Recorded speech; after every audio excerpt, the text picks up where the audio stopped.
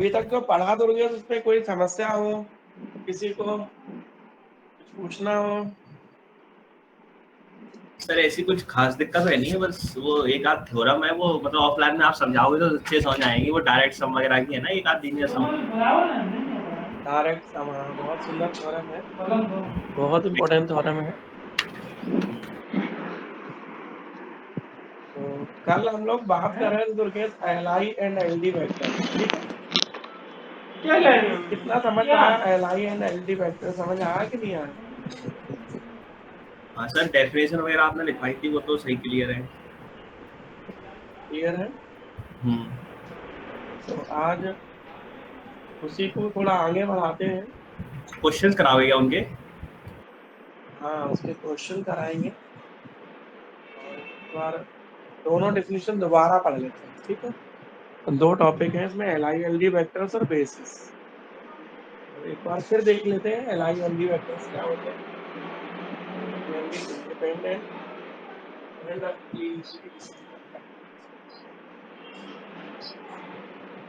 LD vectors define करते हैं। लिखो जरा, फिर एक बार लिखो। एलआई एंड एलडी वेक्टर्स रैखिकता स्वतंत्र और रैखिकता परतंत्र सदिश। तो कोई वेक्टर जो है वो कब लीनियरली इंडिपेंडेंट होते हैं और कब लीनियरली डिपेंडेंट होते हैं, ये देखना है, ठीक है? तो LI and LD vectors linearly independent and linearly dependent vectors. तो देखो, एलआई होने का मतलब है कि उसके सभी स्केलर जो a1 a2 है वो सब जीरो होंगे, ठीक है? तो जब VF, इसके बाद डिफिनेशन नहीं लिखी तो लिख लो।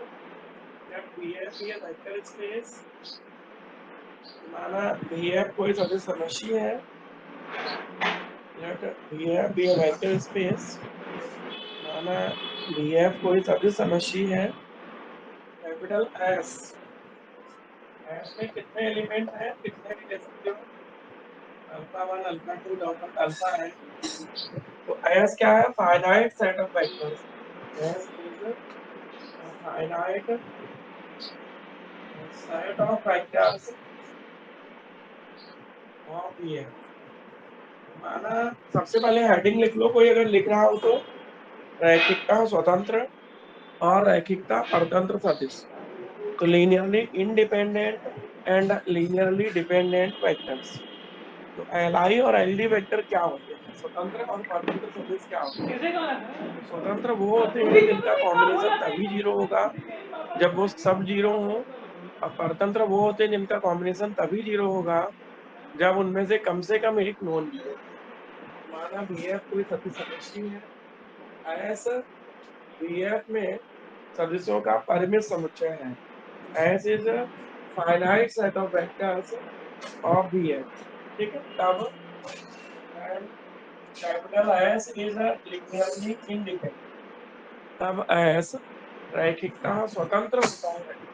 तब S is linearly independent if there exist scalars. यदि आदेश, स्केलर को हिंदी में कहते हैं आदेश। तो माना VF कोई सदिश समष्टि है, कैपिटल एस, VF में सदिशों का परिमित समुच्चय है, तब एस रैखिकता स्वतंत्र होता है, लीनियरली इंडिपेंडेंट होता है। यदि आदेश if there exists scalar a1 a2 a3 up to an belongs to n। यदि आदेश a1 a2 a3 dot dot an belongs to n इस प्रकार हो, यदि आदेश a1 a2 an dot dot belongs to capital n इस प्रकार हो कि linear combination जो है a1 alpha 1 a2 alpha 2 a3 alpha 3 dot dot plus an alpha n equal to 0। तो अगर ये लीनियर कॉम्बिनेशन जीरो है और इसमें a1 a2 सब जीरो है तो एलआई होगा, ठीक है? तो हमने कहा एस रैखिकता स्वतंत्र होता है, लीनियरली इंडिपेंडेंट होता है, यदि आदेश a1 a2 an इस प्रकार है कि a1 alpha 1 a2 alpha 2 dot dot an alpha n equal to 0, जबकि a1 equal to 0 a2 equal to 0। तो अगर a1 a2 an सब जीरो हो तब ये कॉम्बिनेशन जीरो हो, तो हम कहेंगे कि वो वेक्टर एलआई है, स्वतंत्र है, मीन्स एक दूसरे पे डिपेंडेंट नहीं है। लेकिन अगर इनमें से कोई एक भी नॉन जीरो हुआ तो उसको कहेंगे कि वो लीनियरली डिपेंडेंट है। इंडिपेंडेंट का मतलब है कि A1 A2 AN सभी शून्य है, और डिपेंडेंट का मतलब है capital S is linearly dependent. Capital S रैखिकता परतंत्र है, capital S is linearly dependent. तो एस एलडी होगा, परतंत्र होगा, अगर ये सब जीरो ना हो। All of A I not equal to zero, I are 1 2 3 up to N. तो अगर A1 A2 A3 dot dot AN सभी शून्य हैं तो होगा एल और इनमें से एक भी नॉन जीरो तो होगा एल। ठीक, तो ये परिभाषा हम लोग पिछले कुछ दिनों से पढ़ रहे हैं, और एक बार नहीं 2-3 बार पढ़ चुके हैं। ठीक, तो ऐसे नहीं कि ये पहली बार पढ़ रहे हो LIND, तो कई बार इसे हम पढ़ा चुके हैं। तो कल इसके कुछ थ्योरम भी पढ़ाए थे, डिडक्शन पढ़ाए थे कि कोई वेक्टर अगर LD है तो क्या होगा, LI है तो क्या होगा। ठीक है, अब जो अगली मोस्ट इम्पोर्टेंट डिसीजन है जिस पे अगली पूरी यूनिट डिपेंड करेगी, तो इस यूनिट में जो मेन दो पार्ट है उनमें एक तो सब स्पेस है, आपने देखा ए अल्फा प्लस बी बीटा वाला पोर्शन, और दूसरा जो पोर्शन है उसका नाम है basis, BASIS, basis of a vector space. ये अगली डेफिनेशन है जो हमारे पूरी यूनिट को कवर करेगी। यूनिट के दो ही हिस्से हैं, एक सब स्पेस है और एक बेसिस है। बेसिस क्या होता है ये जरा समझ लो। आधार किसे कहते हैं, हिंदी में लिखो सदिश समष्टि का आधार। तो सबसे पहले LI और LD समझ में आ जाता है कि कोई set capital S linearly independent होता है अगर उनका लीनियर कॉम्बिनेशन जीरो तभी हो जब A1 A2 AN सब जीरो हो, और अगर एक भी नॉन जीरो हुआ, मान लो A1 जीरो नहीं है बाकी सब जीरो हो गए तो LD हो जाएगा, A2 जीरो नहीं है बाकी सब जीरो हो गए तो LD हो जाएगा, अगर सब जीरो है तो LI स्वतंत्र, और एक भी नॉन जीरो है तो परतंत्र। ठीक, अब अगली परिभाषा देखो, एक सदिश समष्टि का आधार बहुत इंपॉर्टेंट है, ये मोस्ट इंपॉर्टेंट डेफिनेशन है, और अगली पूरी यूनिट इसी डेफिनेशन पे डिपेंड कर। ठीक है, यूनिट का पूरे तीनों यूनिटें इसी पे डिपेंड कर। तो एक तो वेक्टर सब स्पेस आपने पढ़ा, और अब पढ़ रहे हैं LI LD और बेसिस। तो ये जो बेसिस है ये क्या होता है ये लिखते हैं, इजी है, सीधे लाइन लिख लो, let VF be a vector space, let VF be a vector space over a field F। माना VF क्षेत्र F पर सदिश समष्टि है, let VF be a vector space over a field F। माना VF क्षेत्र F पर सदिश समष्टि है, तब subset capital S of V। तो माना VF कोई सदिश समष्टि है या VF क्षेत्र F पर सदिश समष्टि है, तब V का आरेखित उपसमुच्चय S, then a subset capital S of V is called basis of VF। सदिश समष्टि का आधार कहते हैं, बेसिस को हिंदी में कहते हैं आधार। इसमें लिखा कि माना VF क्षेत्र F पर कोई सदिश समष्टि है, तब V का आरेखित उपसमुच्चय S।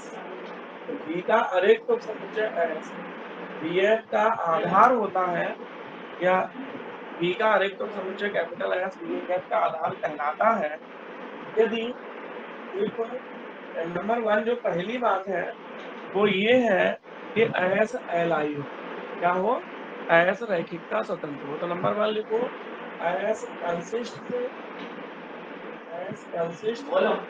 Linearly independent factors. Number 1 लिखो, S में रैखिकता स्वतंत्र सदिश विद्यमान है। तो S में जितने एलिमेंट होंगे वो सबके सभी एलिमेंट जो है वो LI होंगे। तो बेसिस होने के लिए कितनी बातें होती हैं, तो ये दो बातें होती हैं। एक बात जो पहली बात होती है वो है कि एस एलाई है, एस लीनियरली इंडिपेंडेंट, ठीक है। दूसरी बात जो होती है वो होती है S generates VF, S VF को जनित करता है। ये कोई हम लोग पहली बार नहीं पढ़ चुके, कई बार हमने बताया है कि अगर एस वीएफ को जनित करना है तो इसका मतलब है कि LS equal to V, LS equal to V का मतलब है कि जो भी एलिमेंट वी का होगा, मान लो अल्फा का, अल्फा अगर वी में है तो अल्फा जो है वो लीनियर कॉम्बिनेशन ऑफ एस होगा, इसको कहते हैं L S equal to V. Simply लिख लो। Number two, S generates V F, S V F को जनित करता है, अर्थात L S equal to V, that is करके क्लास 50 में भी लिखा है, that is each element of V, each element of V is linear combination of finite number of elements of capital S, अर्थात v का प्रत्येक अवयव s के परिमित संख्या में अवयवों के रैखिक संचय के रूप में व्यक्त किया जा सकता है। v का प्रत्येक अवयव, देखो v में अगर अल्फा है तो अल्फा जो है वो s के लीनियर कॉम्बिनेशन के रूप में व्यक्त किया जा सकता है। ईच वेक्टर, देखो each vector in v is a linear combination of finite number of elements of S। Sir एक V बार का दैट इज के प्रत्येक, बाद रिपीट कर दीजिए, that is L S is equal to V के बाद, मेरी ईच कनेक्टिविटी नहीं आ एलिमेंट रही। देखो, ईच देखो each element of V is a linear combination of a finite number of elements of capital X। V का प्रत्येक अवयव S के परिमित संख्या में अवयवों के रैखिक संचय के रूप में व्यक्त किया जा सकता है। तो V में जितने एलिमेंट हैं, अगर मान लो कि V में 10 एलिमेंट है तो 10 में से हर एलिमेंट जो है वो S के सदस्यों का लीनियर कॉम्बिनेशन है। Each element of V is linear combination of elements of S। तो S में जो एलिमेंट है अल्फा 1 अल्फा 2, तो मान लो V में एक एलिमेंट गामा है, अगर गामा V में है तो गामा जो है अल्फा 1 अल्फा 2 का लीनियर कॉम्बिनेशन होगा। तो गामा इक्वल टू होगा A1 alpha 1 plus A2 alpha 2 dot dot AN alpha, ठीक। ये हो गई अपनी दूसरी मोस्ट इम्पोर्टेंट डिफिनेशन। तो एक हो गए LI एंड LD वेक्टर्स, और दूसरी सबसे ज्यादा आई हुई डिफिनेशन है basis of a vector space, एक सदिश समष्टि का आधार। तो आधार में अंततः कितनी प्रॉपर्टी होल्ड होनी चाहिए कि सर एस तो अगर कोई सेट ऑफ वेक्टर्स है तो एस को v का बेसिस कहेंगे अगर उसमें कितनी बातें होल्ड हो जाए। सर अगर एस जो है लीनियरली इंडिपेंडेंट वेक्टर्स को कंसिस्ट करे, और जो एस है वो जनरेटर हो वी एफ का। एस जनरेटर v का मतलब समझ गई कि अगर v में हमने कोई एलिमेंट गामा लिया या कुछ भी लिया तो वो जो गामा है वो एस का लीनियर कॉम्बिनेशन था A1 alpha 1 plus A2 alpha 2 plus dot dot AN alpha, इस फॉर्म में होगा। तो उसको सर हम एक बार कहेंगे कि फिर से वो, बताइए गामा वाला। अगर मान लो गामा v का एलिमेंट है तो यस सर। गामा जो है वो एस का लीनियर कॉम्बिनेशन होगा। लीनियर कॉम्बिनेशन समझते हो कि नहीं? यस सर समझते हैं। एस में अगर alpha 1 alpha 2 alpha n element है तो ये एस का लीनियर कॉम्बिनेशन है। like each element of V is linear combination of elements of S। V का प्रत्येक अवयव S का रैखिक संचय होगा, ठीक। यस तो ये दोनों परिभाषाएं क्लियर हो गई अंशिता बहन। सर। Yes sir.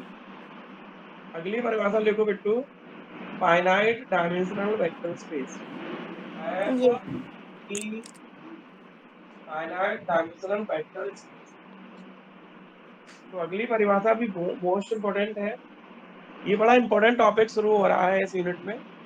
दो ही टॉपिक हैं, एक टॉपिक है वेक्टर सब स्पेस जो हम लोग पढ़े सेकेंड हैं। यूनिट स्टार्ट कर दिया आपने आज ये? है? सेकेंड यूनिट स्टार्ट कर दिया आपने आज?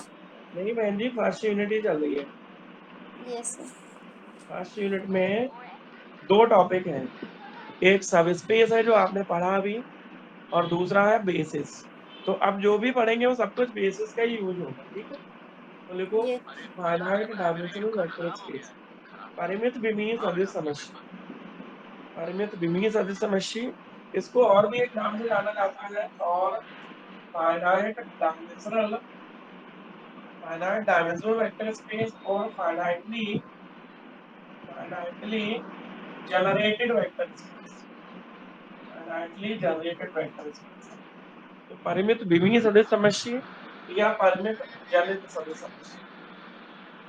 शांत ये डेफिनेशन लिखिए, परिमित विमीय सदिश समष्टि या परिमित जनित सदिश समष्टि, ठीक। तो परिमित विमीय या परिमित जनित क्या होता है वो लिख लो एक लाइन में।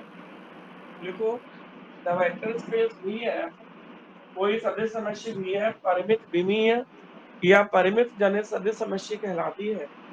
The vector space VF is called finite dimensional vector space और finitely generated vector space।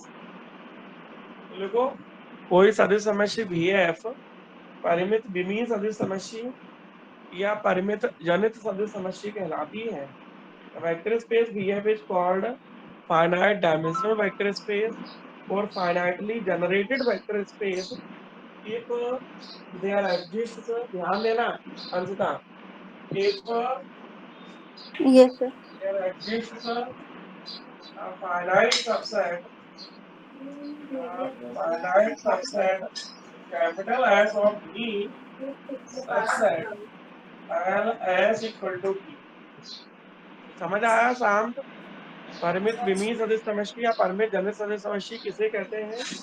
कि कोई सदिश समष्टि VF परिमित विमीय या परिमित जनित सदिश समष्टि कहलाती है यदि V का कोई परिमित उपसमुच्चय S, if there exists a finite subset capital S of V, यदि V का कोई परिमित उपसमुच्चय कैपिटल S इस प्रकार है कि LS equal to V, that is S expands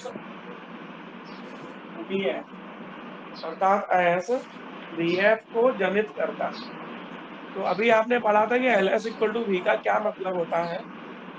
Ayushi बताओ, LS equal to V का क्या मतलब होता है? ये सर क्या LS बताना है? equal to V का क्या मतलब होता है? LS equal to V का मतलब क्या होता है? सर जो एस के एलिमेंट्स हैं वो लीनियर कॉम्बिनेशन बनाते हैं, ऐसे कुछ। LS equal to V का मतलब कोई बता पाएगा? अभी समझाया था। सर V का कोई एलिमेंट होगा जनरेटर तो S के अवयवों की लीनियर कॉम्बिनेशन के रूप में होगा जो, शांत, जैसे ये आवाज गामा सही नहीं इक्वल आ टू रही ए है। Alpha plus. शांत, आवाज सही नहीं आ रही, दोबारा बोलो। एस जनरेटर होगा V का, हम्म, एस जनरेटर होगा V का, या जो V के एलिमेंट्स हैं वो S के सारे लीनियर कॉम्बिनेशन में है। बिल्कुल। LS equal to V का मतलब है कि S VF का जनित है, VF S से जनित है, S ट्रांस VF, और इसका मतलब V का कोई भी एलिमेंट हम चुनेंगे तो वो S के लीनियर कॉम्बिनेशन के रूप में होगा, ठीक। तो फाइनाइट डायमेंशनल का मतलब क्या समझ में आया दुर्गेश, बताओ जरा। कोई vector space VF finite dimensional कब होता है सर दुर्गेश? जब कोई एक फाइनाइट सेट S V में इस प्रकार हो कि S V का जनरेटर हो, मतलब ये कंडीशन लिखी LS इक्वल टू V ये हो। बेसिस होने के लिए दुर्गेश कितनी कंडीशन होती है? तो S को Li होना पड़ता है और ये कंडीशन होनी पड़ती है। बिल्कुल। और फाइनाइट डायमेंशनल का मतलब है कि फाइनाइट सेट एस इस प्रकार हो जो सेकेंड कंडीशन बेसिस की LS इक्वल टू V को होल्ड करता है, ठीक है। पैरा चेंज करके लिखो जरा। लिखो the vector space which is not finite dimensional. लिखो कोई सदिश समष्टि जो परिमित विमीय नहीं है। The vector space which is not finite dimensional, the vector space which is not finite,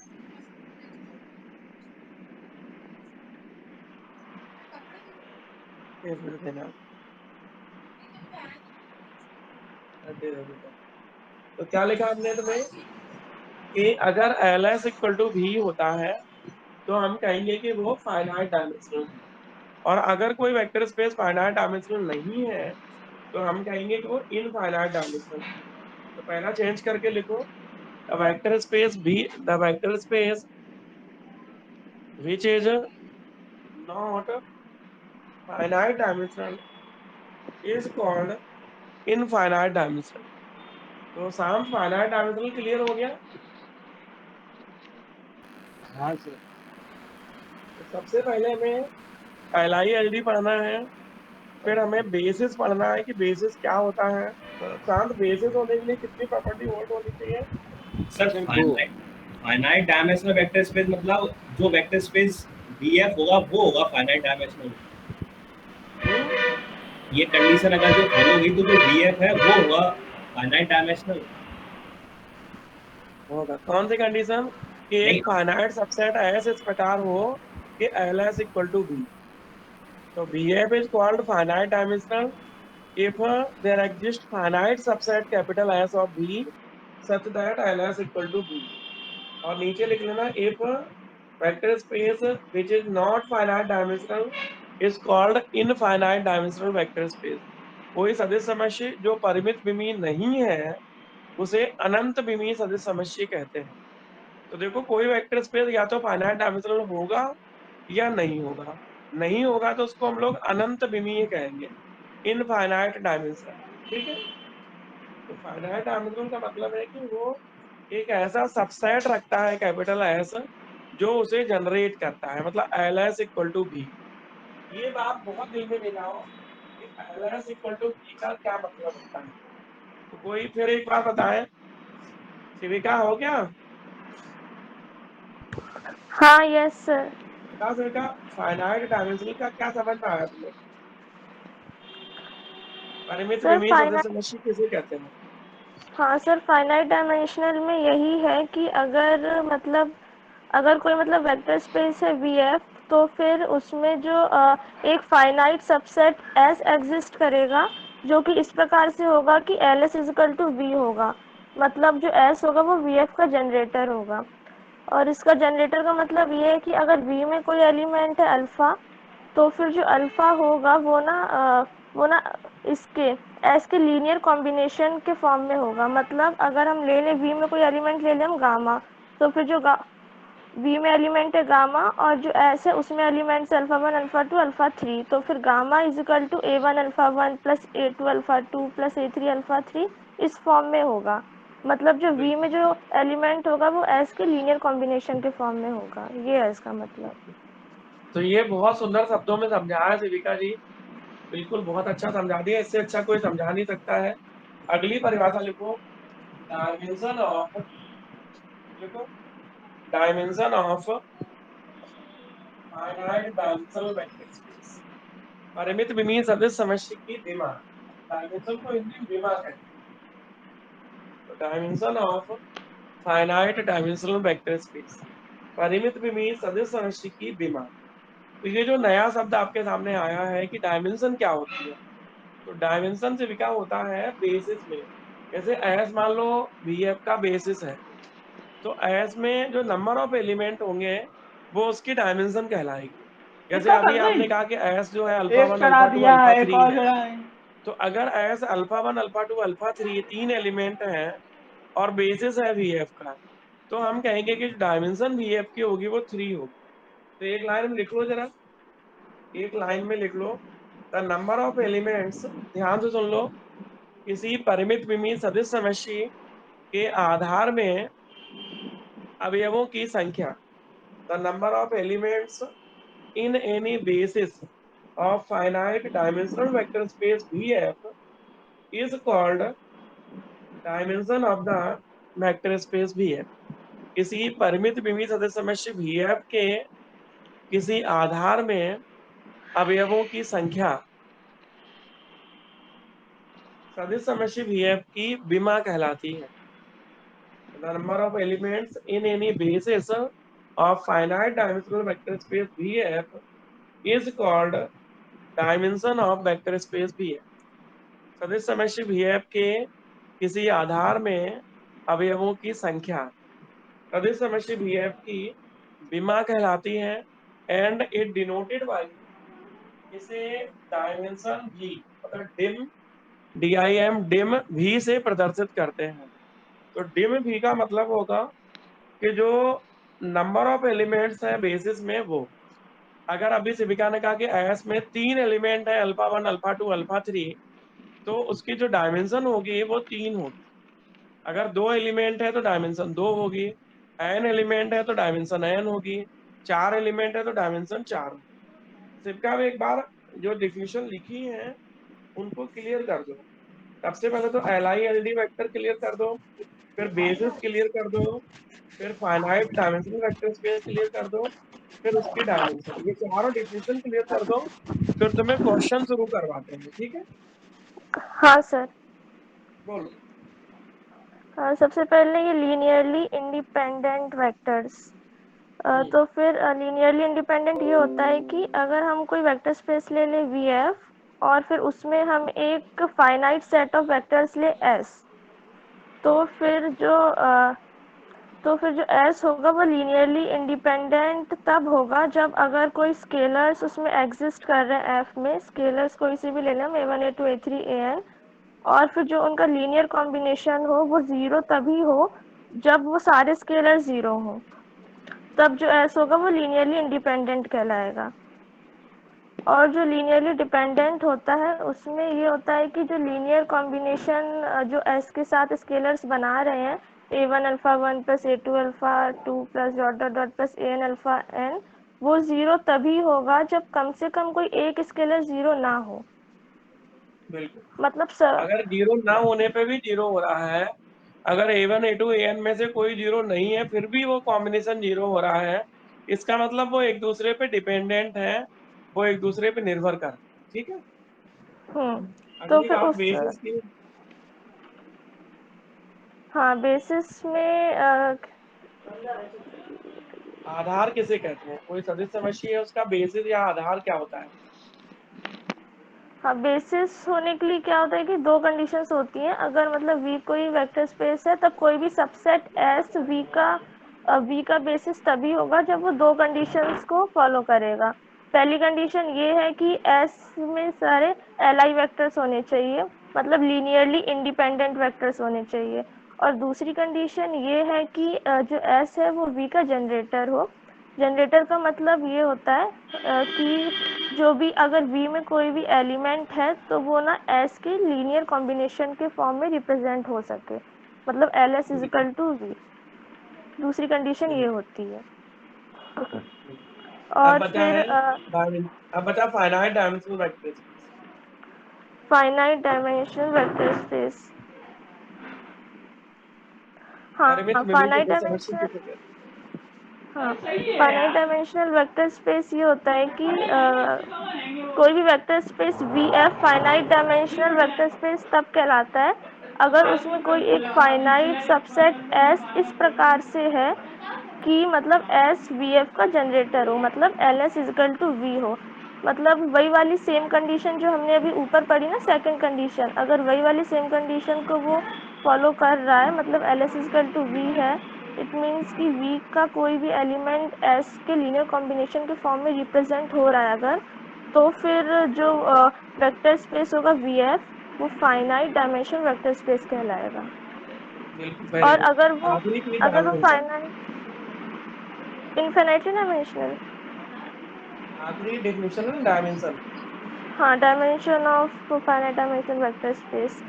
तो हाँ जो क्या कहते हैं बेसिस के जो नंबर ऑफ एलिमेंट्स होते हैं ना, मतलब अगर जो S है वो V का बेसिस है तो फिर S में जितने भी नंबर ऑफ एलिमेंट्स होंगे, मतलब S में अगर अल्फा 1 अल्फा 2 अल्फा 3 अल्फा 4 चार एलिमेंट्स हैं, तो जो 4 होगा वही होगा dimension of finite dimensional vector space. इसका मतलब ये है कि फाइनाइट डायमेंशनल वेक्टर स्पेस में जो बेसिस में नंबर ऑफ एलिमेंट्स होते हैं वही होता है उसका डायमेंशन।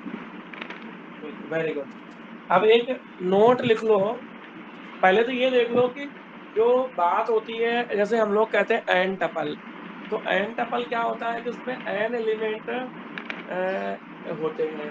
जैसे हम कहते हैं V2F, V2F का मतलब होता है कि इसमें जो एलिमेंट होंगे वो ऑर्डर्ड पेयर में होंगे। इस तरह से होंगे कि A, B, जहाँ A और B तो ये V2F होगा। इसे हम ऐसे भी लिख सकते हैं V2R, क्योंकि यहाँ पे C F R इसमें भी A एलिमेंट है, बस यहाँ A, B R में हो जाएंगे। इसी V2R को हम लोग R स्क्वायर, ठीक, ऐसे V3R होता है, अब इसमें एलिमेंट जो है वो ट्रिपलेट में होंगे A, B, C का, जहाँ A, B, C capital R के एलिमेंट। तो ये भी वेक्टर स्पेस होती है, सबको पता होगा। V2R, V2F भी वेक्टर स्पेस होती है, V3R भी होते हैं। एन टपल हमने बताया था, याद होगा कि जो एन टपल होता है वो भी एक वेक्टर स्पेस होता है, इसमें एन एलिमेंट्स होते हैं और ये अलग अलग एलिमेंट जब उसको ब्रैकेट में लिखते हैं तो वो बनता है एन टपल। इसको कहते हैं ऑर्डर्ड पेयर, इसको कहते हैं ऑर्डर ट्रिपलेट और इसको कहते हैं एन टपल। ये एन टपल होता है, ये ऑर्डर ट्रिपलेट होता है, ये ऑर्डर पेयर। एक चीज याद करने की तरीका ये है कि अगर हम ये कहें कि डायमेंशन V2R कितने होंगे तो आप याद कर लो कि 2 होंगे। तो हाँ, V2R की होगी। स्टैंडर्ड जो स्टैंडर्ड बेसिस होता है V2R का, तो V2R का जो स्टैंडर्ड बेसिस होता है वो ये होता है 1 0 और 0 1, ये इसका स्टैंडर्ड बेसिस है। तो अगर V2R का बेसिस ये है तो इसमें देखो बेसिस में नंबर ऑफ एलिमेंट कितने हैं जीविका? सर 2 है। 2 है, एक 1 0 एक एलिमेंट हो गया, एक 0 हो गया। तो अगर इसके बेसिस में 2 एलिमेंट है तो उसकी डायमेंशन कितनी होगी? सर 2 हो जाएगी। 2 होगी। ऐसे जो V3R होता है शिविका, तो V3R का जो स्टैंडर्ड बेसिस होता है वो ये होता है 1 0 0 0 0 1 1 0 0 और 0 0 0 1। 0, ये स्टैंडर्ड बेसिस होता है, मानक आधार इसको हिंदी में कहते हैं। तो ये V2R का मानक आधार है, इसको याद भी कर लो तुम लोग, कई जगह हम लोग यूज करेंगे, तीनों यूनिटों में यही डिफिनेशन चलेगी। तो ये होता, अब बताओ इसमें जो बेसिस है, ये आधार है, इसको मानक आधार स्टैंडर्ड बेसिस कहते हैं। तो बताओ हाँ इसकी जो सर। डायमेंशन होगी V3R की वो कितनी होगी? सर इसकी 3 होगी। 3 होगी, क्योंकि जो हाँ। आधार है, बेसिस है, उसमें नंबर ऑफ एलिमेंट्स 3 है। तो अगर बेसिस में 3 नंबर ऑफ एलिमेंट है तो उसकी डायमेंशन 3 होगी, और अगर 2 एलिमेंट है तो उसके नंबर ऑफ एलिमेंट 2 है। आगे एक बहुत सुंदर थ्योरम आएगी शिविका अगले टर्न पे, अगले से यस अगले सर। टर्म पे। तो उसमें अपन ये पढ़ेंगे कि कोई 2 अगर बेसिस है, आधार है, तो उनमें नंबर ऑफ एलिमेंट हमेशा इक्वल होते हैं।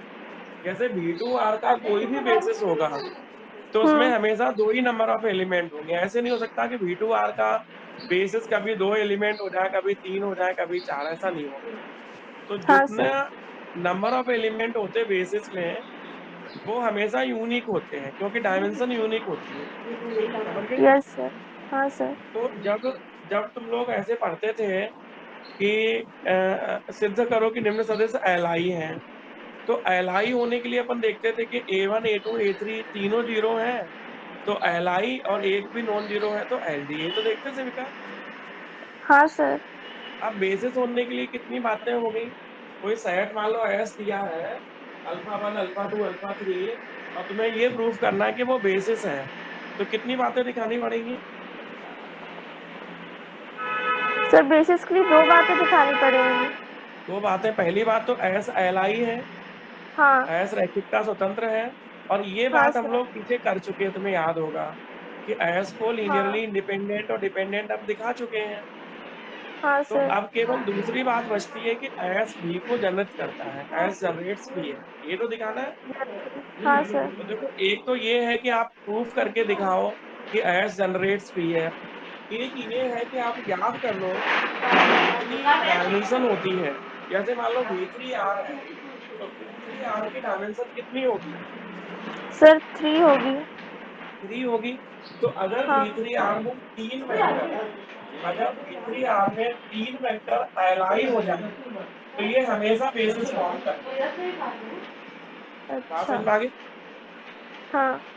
अगर V3R में 3 वेक्टर एलआई हैं तो वो 100% जो है V3R का आधार निर्मित करते हैं। समझ में आ रहा है? हाँ सर।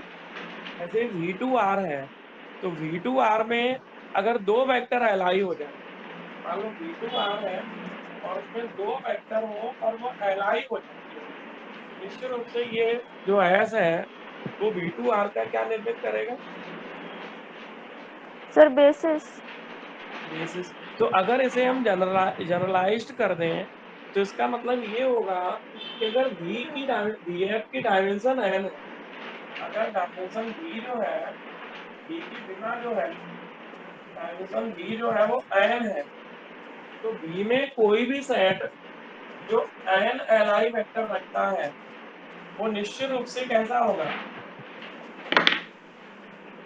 V में कोई भी सेट सर बेसिस जो होगा। स्मॉल n एलआई वेक्टर रखता है वो हमेशा हाँ क्या फॉर्म करेगा? सर, वो बेसिस फॉर्म करेगा। बेसिस। तो वैसे नॉर्मली अपन देखें तो बेसिस होने के लिए 2 बातें प्रूफ करनी पड़ती हैं। पहली बात कि सेट एलआई हो और दूसरी बात कि वो स्पांस करता हो V को, ठीक है। लेकिन हाँ अगर सेट एलआई है और उसकी डायमेंशन आपको पता है कि इसकी इतनी डायमेंशन है और उतने ही वेक्टर एलआई हैं, तो आपको ये प्रूफ नहीं करना पड़ेगा कि LS equal to V। Direct लिख देंगे कि V3R में 3 एलआई वेक्टर हैं, इसलिए ये 3 का जो सेट है ये बेसिस होगा। समझ में आ गई? हाँ सर। तो ये जो लाइन है इसको सुन लो अच्छे से, नोट करके लिख लो और इसको तुम्हें क्वेश्चनों में यूज करना है। जो क्वेश्चन हम देंगे उसमें यूज करना है। लिखो जरा, एक लाइन लिखो, सब लोग ध्यान से लिखो। देखो, if VF is a finite dimensional vector space of dimension n, यदि VF n विमीय, यदि VF n विमीय परिमित विमीय सदिश समुच्चय है, if VF is finite dimensional vector space of dimension n, यदि VF n विमीय परिमित विमीय सदिश समुच्चय है, then ध्यान से सुनना, then any set of small n linearly independent vectors, then any set of small n linearly independent vectors in V, तब V में स्मॉल n रैखिकतः स्वतंत्र सदस्यों का समुच्चय है, then any set of small n linearly independent vectors in V forms a basis of VF। अब V में small n रैखिकतः स्वतंत्र सदस्यों का समुच्चय VF का आधार निर्मित करता है। ठीक, तो सिक्का एक बार पूरी लाइन दोबारा बोल दो। हाँ सर। सर इसमें है कि if VF is a finite dimensional vector space of dimension n, then any set of n linearly independent vectors in V forms a basis of VF। इसे खूब समझ लो, फिर जब क्वेश्चन करेंगे तब यूज करना है। हिंदी में सुन लो कि माना VF n विमीय परिमित विमीय सदिश समुच्चय है, तब VF में स्मॉल n रैखिकतः स्वतंत्र सदस्यों का समुच्चय VF का आधार निर्मित करता है। तो शिविका, वैसे हमें अगर बेसिस दिखाना किसी सेट को तो 2 बातें दिखानी होती। कितनी बातें? सर 2।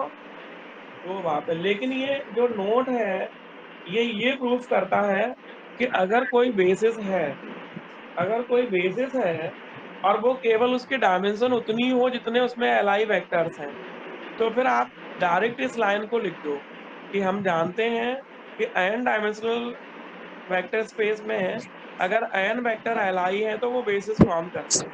तो जो दूसरी वाली कंडीशन है वो आपको प्रूफ नहीं करनी पड़ेगी। कुछ समझ में आया सरिका? हाँ सर, आ गया। क्या आ गया बताओ? सर वैसे तो हमें बेसिस के लिए 2 कंडीशन दिखानी पड़ती है, लेकिन अगर हम ये दिखा दें कि मतलब अगर क्या कहते हैं V कोई फाइनाइट डायमेंशनल वेक्टर स्पेस है, तो फिर अगर हम ये दिखा दें कि मतलब जितने उसमें LI वेक्टर्स हैं, वो क्या कहते हैं, उतनी उनकी उसकी डायमेंशन, जितने एलआई वेक्टर्स है उतनी ही उसकी डायमेंशन है। तो जो दूसरी उतनी कंडीशन है उससे आप बच जाते हैं, ठीक है। हाँ, तो हम डायरेक्ट लिख देंगे कि वो बेसिस है। बिल्कुल। एक क्वेश्चन, दो क्वेश्चन करते थे विका, जिसमें एक में हम इसे लिख के काम चला लेंगे कि अगर तीन सेट V3R में है तो वो निश्चित रूप से बेसिस फॉर्म करेगा। तो जो अभी थ्योरम लिखाई है, नोट लिखाया, उससे हो जाएगा। और एक पूरा करके दिखाएंगे दोनों बातें। तो एक में हम दोनों बातें करके दिखाएंगे, पहले एलआई दिखाएंगे, फिर दिखाएंगे एलएस इक्वल टू बी। एक क्वेश्चन ऐसा करेंगे, एक ऐसा करेंगे जिसमें केवल एलआई दिखाएंगे और ये नोट चिपका देंगे। तो जैसे नोट चिपका देंगे तो वैसे ही वो अपने आप प्रूफ हो जाएगा कि ये बेसिस फॉर्म करता है। कई बच्चे अच्छे से नहीं लिख पाते, वो 200 का 500 का नोट चिपका के आ जाते हैं कॉपी में। तो टीचर जब खोलता है तो उसको नोट मिलता है, तो वो समझ जाता है कि चलो ठीक है, 500 रुपए मिल गए, पास कर दो इसको। ऐसा देविका कभी तुमने या किसी के तुम्हारे परिचित में किसी ने किया है? सर नहीं, मेरे जान पहचान में तो किसी ने नहीं किया ऐसा। तो कोई बात नहीं, तो अभी करना है आज कि हम एलआई तो प्रूफ करेंगे, उसके बाद उस नोट को चिपका देंगे। जैसे ही नोट चिपकाएंगे तो पता चल जाएगा कि अगर V3R है तो तीन वेक्टर होंगे, और तीन वेक्टर अगर एलआई है तो V3R के वो बेसिस फॉर्म करेंगे। लिखो जरा क्वेश्चन लिखो, प्रूव दैट, लिखो, सिद्ध करो कि सदिश का समुच्चय, सदिशों का समुच्चय है कैपिटल एस इक्वल टू 1 0 0 1 0 0 1 1 0 और 1 1 1। Prove that set of vectors capital S curly bracket में 1 0 0 तीन वेक्टर है, एक को हम अल्फा 1 कहेंगे, एक को अल्फा 2, एक को alpha 3। Prove that set of vectors capital S read का उसका बनाना चल रहा है फॉर्म्स अंदर ठीक है रेडिंग वगैरह ऑफ V3R। क्या R3? अलग परेशान कर V3R लिखो या R क्यूब लिखो, एक ही बात होती है। R क्यूब लिखोगे तो भी वो V3R होगा, और V3R लिखोगे तो भी V3R। ऐसे भी लिखा सकता है, ऐसे भी लिखा सकता है। तो सिद्ध करो कि कैपिटल एस V3R या R3R में आधार निर्मित करता है। तो इसका आधार होने के लिए सबसे पहले एलआई दिखाना पड़ेगा, फिर हाँ दूसरी सर। कंडीशन आप प्रूव करना चाहो तो करो, नहीं तो करना चाहो तो मत करो, ठीक है। Yes sir. राम क्या कह रहे राम? आप मैं परेशान करती हूँ, मैं आपको फोन रिचार्ज करा दूंगा ज्यादा राम कुछ बोलोगे कह तो। रहे? हाँ capital S equal to alpha 1 alpha 2 alpha 3। देखो, माना कैपिटल एस इक्वल टू, तो एस में तीन वेक्टर है, एक को हमने अल्फा 1 माना, एक को अल्फा 2 माना। यहाँ अल्फा 1 वेक्टर जो है वो ट्रिपलेट में 1 0 0, अल्फा 2 वेक्टर जो है वो ट्रिपलेट में 1 1 0, और अल्फा 3 वेक्टर जो है वो ट्रिपलेट में 1 1।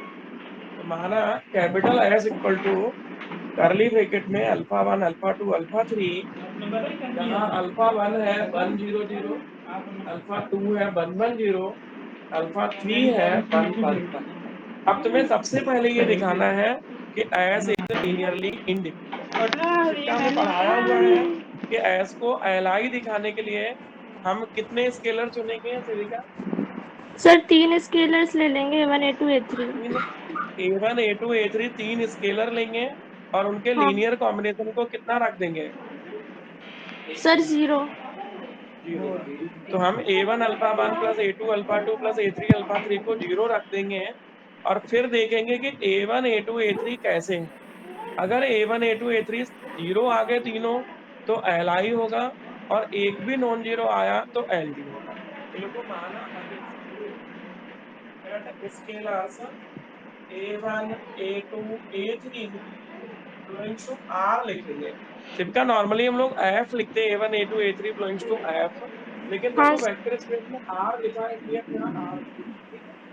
यस माना सर। अगर A1 A2 A3 belongs to R इस प्रकार है कि इनका लीनियर कॉम्बिनेशन है उसको 0 लेके चलेंगे। इनकी alpha 2 A3 alpha 3 equal to 0 vector. ये जो 0 वेक्टर जिसका है ये भी V3 का है। इसका मतलब ये जो 0 वेक्टर है ये टपल में होगा या कह लो कि ट्रिपलेट में होगा 0 0 0। अब तुम हाँ ये सर। देखो A1 A2 A3 तीनों 0 निकलते हैं या कोई एक नॉन 0 होता है। करें क्या A1 अल्फा की जगह 1 0 0 पता प्लस A2 पता है। इसकी जगह 1 1 0 प्लस A3 1 1 1 इक्वल टू में जिसका कितना लिखे सर स्मॉल ब्रैकेट में 0 0 0। ट्रिपलेट होगा क्योंकि ये 0 है वो किसका है V3R का। V3R। 0 अगर V3R का है तो ट्रिपलेट होगा और V2R का है तो ऑर्डर्ड पेयर। ठीक है, तो यहाँ तक जिसका कोई परेशानी नहीं होगी ऐसा हम नो। मान के चल रहे हैं। आप बता सकते हो A1 को मल्टीप्लाई करते हैं अंदर, हाँ सर। तो A1 का जब 1 में मल्टीप्लाई करेंगे तो आएगा A1 0 0, A2 का करेंगे तो A2 A2 0 और A3 का करेंगे तो A3 A3 A3 equal to में तो वही रहेगा। ठीक, यस सर। अब बताओ टपल में जब हम प्लस करते हैं तो कैसे प्लस होता है। सर तीनों के जो फर्स्ट टर्म है पहले उनको प्लस करेंगे, फिर कॉमा लगा के तीनों के जो सेकंड टर्म है उनका सम, फिर कॉमा लगा के जो थर्ड टर्म है उनको प्लस करेंगे। देखो पहला पहला पहला प्लस कर लिया, फिर दूसरा दूसरा दूसरा प्लस कर लिया, फिर तीसरा तीसरा तीसरा प्लस कर लिया। अब क्या करेंगे, अब सर इसको वो कर देंगे, क्या कहते हैं, कंपेयर कर देंगे दोनों साइड। कंपेयर करके तीन इक्वेशन मिलेंगे A1 हाँ। Plus A2 plus A3 equal to 0, hmm. A2 plus A3 equal to 0 और A3 इक्वल टू। देखो देखो इसमें डायरेक्ट सॉल्व हो रहा है क्योंकि हाँ तीनों A3 जीरो। 0 है, A3 हम्म। 0 है, तो A3 को 0 यहाँ लिखेंगे तो A2 0 हो जाएगा, और अगर A2 और A3 दोनों 0 है तो ये भी 0। इसका मतलब अगर हम इसे सॉल्व करेंगे तो A1 equal to 0, A2 equal to 0, A3 equal to 0 आएगा। लेकिन कुछ बच्चे ऐसे भी हो सकते हैं जिन्होंने पिछले टर्म पे LILD नहीं पढ़ा हो, तो उनको सिर्फ अपन जो जनरल मेथड यूज करते हैं वो मेथड से सिखा देते हैं। तो एक तो नॉर्मल मेथड है कि आप किसी भी मेथड से A1 A2 A3 के वैल्यू निकाल लो। अगर A1 A2 A3 के वैल्यू 0 आए तीनों तो LI और नहीं आए तो LD। तो जो एक अलग सा मेथड सिर्फ हमने सिखाया था कोएफिशिएंट मैट्रिक्स मान के, हाँ उससे सर। कर देते हैं, हालांकि इसमें करने की जरूरत हम्म। इसमें करने की जरूरत नहीं है क्योंकि डायरेक्ट सॉल्व हो रहा है। A3 हाँ 0 है तो A2 0 होगा, A2 A3 0 है तो A1, तो डायरेक्ट सॉल्व हो रहा है कि A1 A2 A3 तीनों 0 हैं। लेकिन कुछ बच्चों के लिए जिन्होंने पहले नहीं पढ़ा है उनके लिए जो जनरल मेथड सिखाया जाता है वो बताओ। Coefficient matrix coefficient matrix of these equations follow. तो इन समीकरणों का जो आव्यूह निरूपण है, the coefficient matrix of these equations, इन समीकरणों का आव्यूह निरूपण जो है वो बता सकते हैं कितना आएगा। सर 1 1 1 रो में, फर्स्ट रो में कोएफिशिएंट 1 आएंगे 1 1, 1 1 1, पहली रो होगी 1 1 1, दूसरी रो होगी सेकंड में 0 0 1 1 1 1। और तीसरी होगी 0 0 1। तो ये हाँ एक ऐसा मेथड है जिससे कोई भी क्वेश्चन सॉल्व हो सकता है। लेकिन चूंकि इसमें पहले से दिख रहा है कि A1 A2 A3 0 होंगे, तो इसे हम डायरेक्ट भी लिख सकते हैं on solving A1 equal to 0, A2 equal to 0, A3। लेकिन जो सब जगह मेथड लगेगा वो ये वाला है, ये हर जगह लगेगा कि इन समीकरणों का आव्यूह निरूपण जो होगा वो ये होगा। अब इसकी कौन सी वैल्यू निकालते हैं बेटा, सर इसकी डिटर्मिनेंट वैल्यू निकालेंगे। डिटर्मिनेंट वैल्यू निकालेंगे, और डिटर्मिनेंट वैल्यू निकालने के बाद दो ही बातें होती हैं, या तो डिटर्मिनेंट की वैल्यू 0 आएगी या नहीं आएगी। अगर 0 आएगी तो कैसे होंगे सबका LI के LD, सर अगर 0 आएगी तो फिर LD होंगे। LD होंगे, और 0 नहीं हाँ आएगी तो फिर LI होंगे। तो बताओ इस डिटर्मिनेंट को अगर हम खोलेंगे तो कितनी वैल्यू आएगी। सर इसकी वैल्यू 1 आएगी, 1 नॉट इक्वल आएगी, टू 0। तो इसकी वैल्यू अगर 1 आ रही है इसका मतलब 0 नहीं है। तो इसका मतलब ये हुआ कि जो ए का डिटरमिनेंट वैल्यू है वो 0 नहीं है। और हमने कई बार लिखाया हुआ है कि अगर ए का डिटरमिनेंट 0 नहीं है तो उसका 0 सॉल्यूशन होगा, और अगर ए का डिटरमिनेंट 0 है तो नॉन उल्टा चलता है। 0 नहीं है, बता सकता है एक बार कि अगर डिटरमिनेंट 0 नहीं है तो फिर सर उसका 0 सॉल्यूशन होगा और तो वो इसका जो Li होगा। सॉल्यूशन है, अच्छा बता सकता है 0 नहीं है तो इसकी रैंक कितनी होगी? इसकी सर जो इसकी रैंक रैंक होगी 3 होगी। मैट्रिक्स की वो कितनी होगी? सर रैंक 3 रैंक ऑफ होगी। मैट्रिक्स 3 होगी। देखो अगर डिटरमिनेंट 0 नहीं है तो फर्स्ट ईयर के पहले चैप्टर में हम पढ़ते थे कि उस डिटरमिनेंट का वैल्यू 0 नहीं है तो उसकी रैंक उतनी होगी जितने उसमें अननोन क्वांटिटी है। अननोन क्वांटिटी है a1 a2 a3, इसकी रैंक 3 होगी। 3 का मतलब है अज्ञात राशि, अननोन क्वांटिटी। तो अगर किसी की रैंक उतनी ही आए जितने अननोन है तो उसका शून्य हल होता है, और अगर किसी की रैंक कम आती है तो अशून्य हल होता है। तो बताओ क्या लिखे, जो सिस्टम ऑफ इक्वेशन है इसका कैसा सॉल्यूशन होगा? सर इसका 0 सॉल्यूशन होगा। तो लिख दो जरा। तो therefore given system of equations, अगर दिए गए समीकरण निकाय का शून्य हल होगा। तो therefore given system of equations has लगाएंगे सिंपल कि हैव लगाएंगे? Sir has. Has zero solution. तो इसलिए दिए गए समीकरण निकाय का शून्येतर हल होगा, सॉरी शून्य हल होगा, शून्येतर नहीं, शून्येतर तो नॉन जीरो होता है। इसलिए दिए गए समीकरण निकाय का शून्य हल होगा। अब शून्य हल का मतलब क्या हुआ कि a1 जीरो होगा, a2 जीरो होगा और a3 जीरो होगा।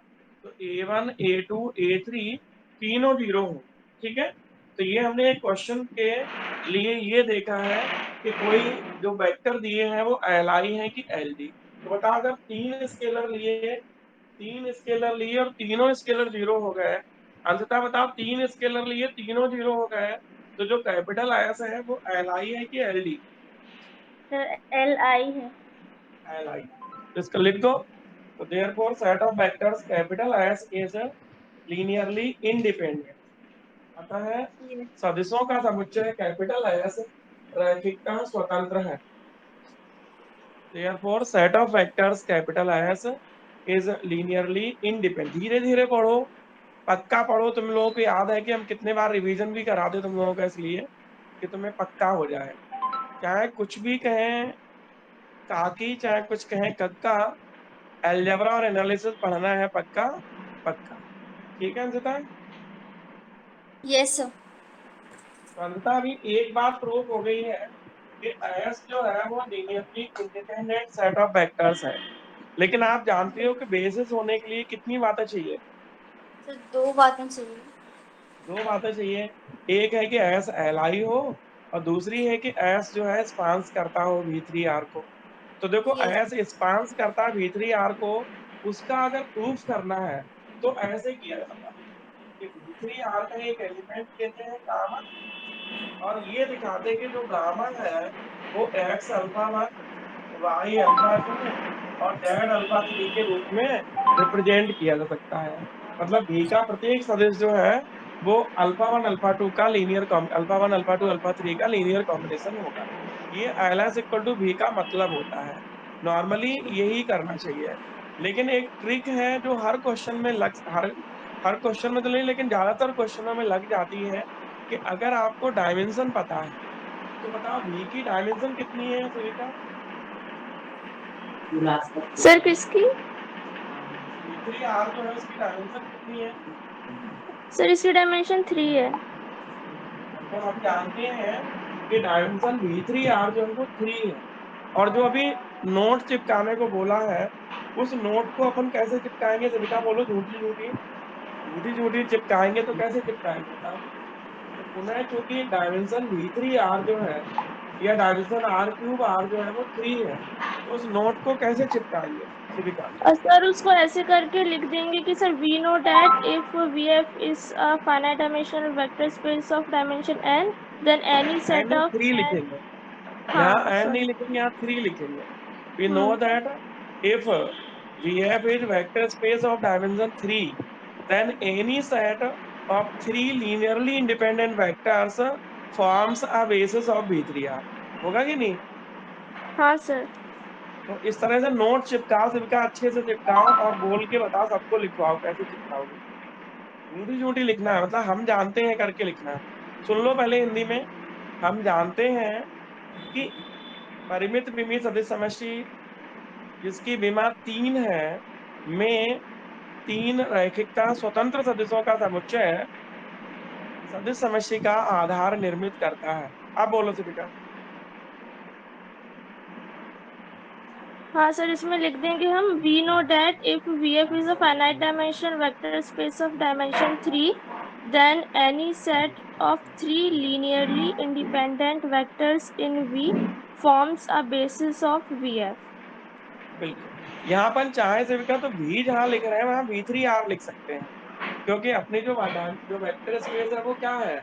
V3R। V3R। हम जानते हैं कि परिमित विमित सदिश समष्टि V3R में जिसकी विमा 3 है, 3 रैखिकता स्वतंत्र सदिशों का समुच्चय सदैव आधार निर्मित करता है।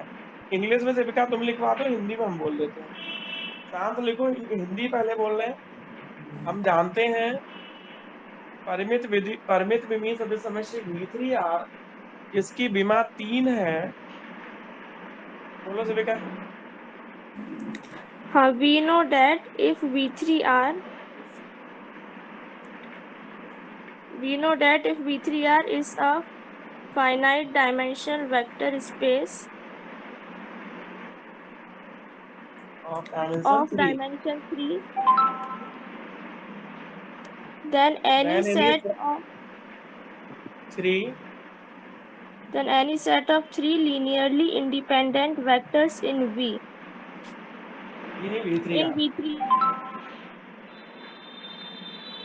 V3R।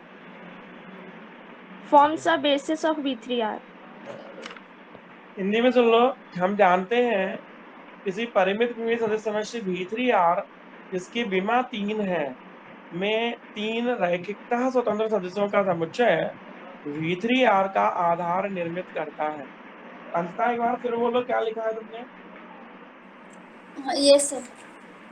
So we know that if V3R is a finite dimensional vector space of dimension 3, then any set of 3 linearly independent vectors in V3R forms the basis of V3R.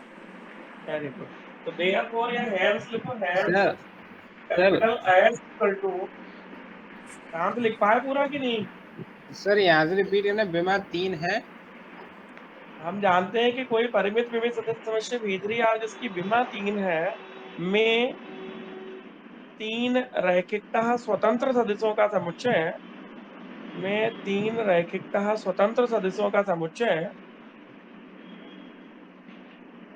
V3R का आधार निर्मित करता है।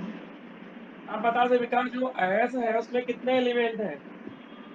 सर 3। 3 है। ये जो S है ये V3R का आधार होगा कि नहीं? सर हुआ। तो लास्ट लाइन लिखो कि has capital S forms a basis of V3R। इसलिए कैपिटल एस V3R का आधार निर्मित करता है। तो हैज कैपिटल एस फॉर्म्स, या यहाँ लिख दो अल्फा 1 अल्फा 2 अल्फा 3। तो एस के है तो वेक्टर लिख दो, या अल्फा 1 अल्फा 2 अल्फा 3 लिख दो। S forms a basis of V3R।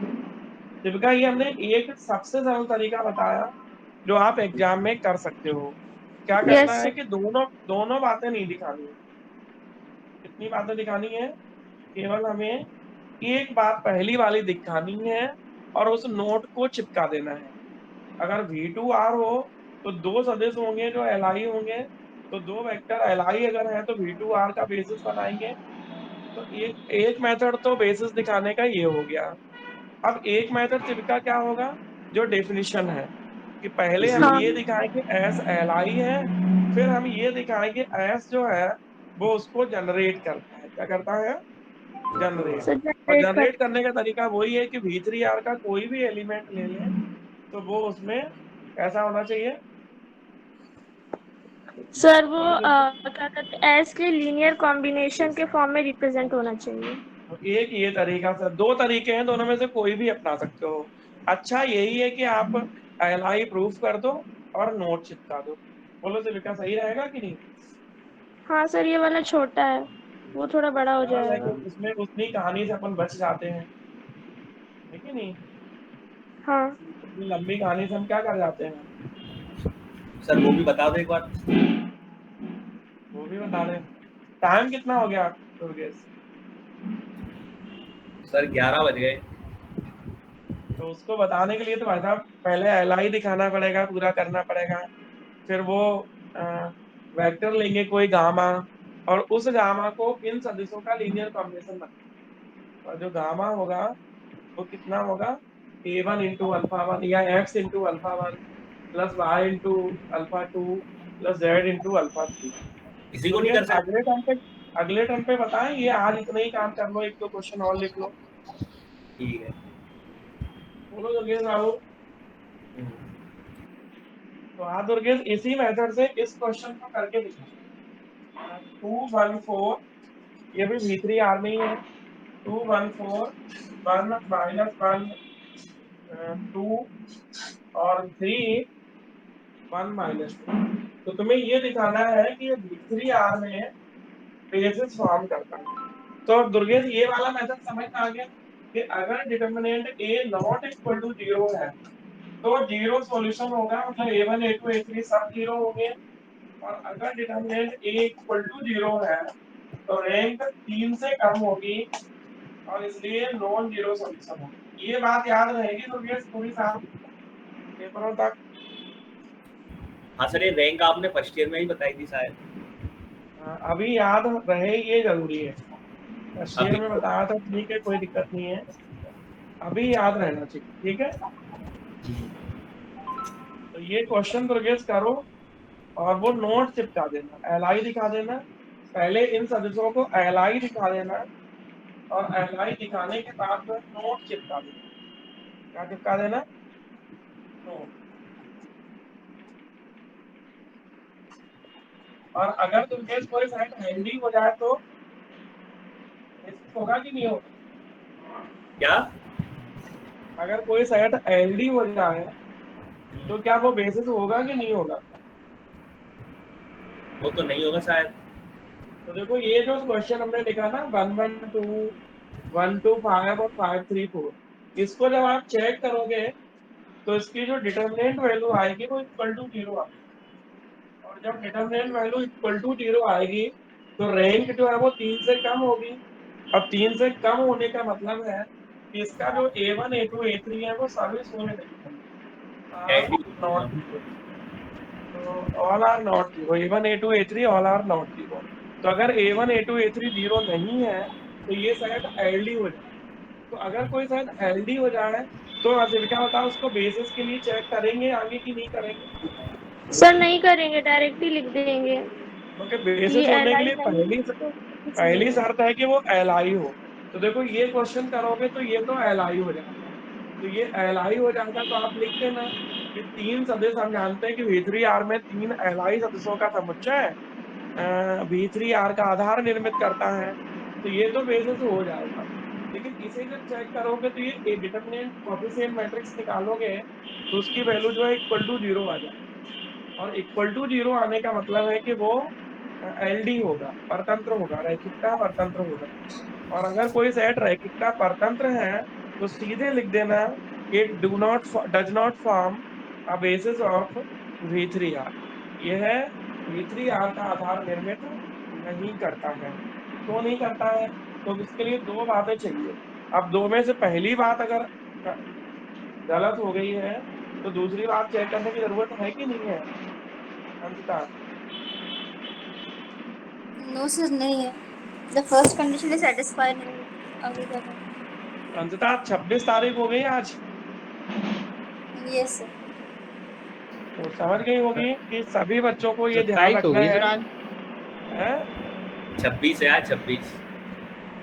तो सही। शांत ध्यान देना है कि एक बार में फीस जमा करने की कोशिश करनी है, जो नहीं कर पाए उनको कोशिश करनी है 2 बार में जमा करने की। और कंप्लीट फीस कर लोगे तो हम तुम्हारा कोर्स जल्दी खत्म करवा पाएंगे। अगर फीस के लिए हमें रोज कहना पड़ेगा तो फिर हम कोर्स नहीं खत्म करवा पाएंगे, और फिर कुछ लोगों के चक्कर में और लोगों का जिनकी फीस जमा होगी उनका भी नुकसान होगा। इसलिए बहुत स्ट्रिक्टली फाइनल ईयर है, बहुत बड़ा सिलेबस है, और बड़े सिलेबस के साथ साथ बात ये है कि थर्ड पेपर ऑप्शनल है, तो उसमें अलग अलग पेपर पढ़ाना पड़ता है, किसी को डिस्क्रीट पढ़ाना पड़ेगा, किसी को स्टेट्स पढ़ाना पड़ेगा। तो वो भी एक अलग चीज हो गई कि 2 बैच तो हमने पहले ही कर दिए हैं, अब पता चला एक बैच हमें ऐसा करना पड़ेगा जिसमें एक में डिस्क्रीट पढ़ाना पड़ेगा, एक में वो पढ़ाना पड़ेगा, 4 बैच करने पड़ेंगे। समझ रहे? शांत, समझ में आ गई बात?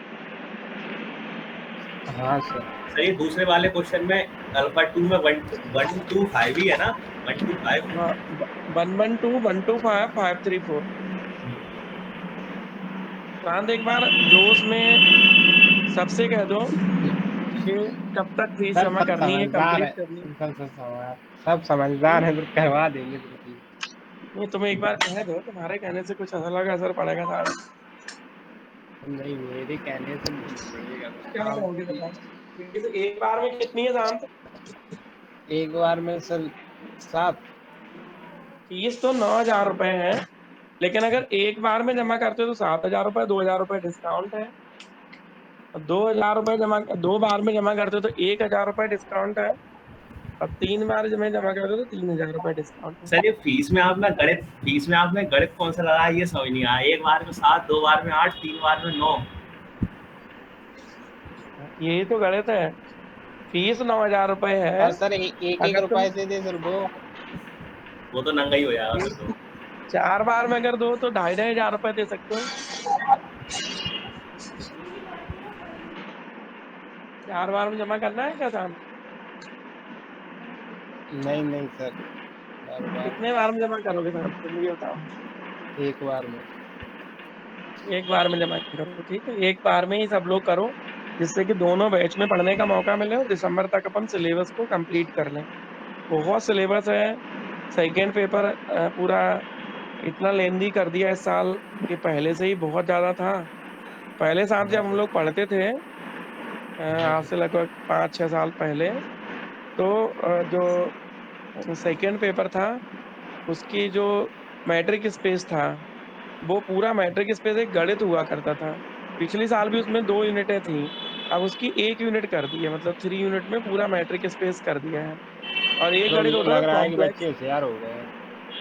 एक होता था कॉम्प्लेक्स एनालिसिस, तो वो गणित भी होता था, तो उसको पूरी चौथी यूनिट कर दिया है। और एक नई 5 यूनिट लेके आ गए हैं, जिसके लिए हमें भी मेहनत करनी पड़ती, क्योंकि एमएससी से आई है। तो अभी 2-3 साल से हमने एमएससी पढ़ाया भी नहीं, तो उसके लिए हमें खुद ही पहले देखना पड़ेगा। समझ रहे? हाँ। 5वीं यूनिट सेकेंड पेपर की पूरी तरह से नई आ गई है, तो देखेंगे अपन कैसे करते हैं, क्या करते हैं उसमें। बाकी फर्स्ट पेपर तो अच्छा ही लग रहा होगा। हाँ सर। लग रहा है? ये तो अच्छा लग रहा है। चलो ठीक है, तो सब लोग फीस की व्यवस्था कर लो जल्दी से, एक बार में जमा कर दो। कल कुछ बच्चों ने एक बार में जमा करी तो उनको शुभकामनाएं भी दी हमने, और उनको उन्नति भी मिलेगी। तो एक बार में जमा करोगे तो शुभकामनाएं और उन्नति दोनों मिलेंगी। 2 बार में जमा करोगे तो शुभकामनाएं भले ही मिल जाए, उन्नति पता नहीं होगी कि नहीं होगी। शांति, समझ में आ रही है बात? हाँ सर। सुख, शांति और समृद्धि तीनों अगर चाहिए तो क्या करो? एक बार में। एक बार में जमा करो। और किसी कुछ कहना है? कोई ऐसा जिसको बिल्कुल समझ में नहीं आ रहा है अलजबरा?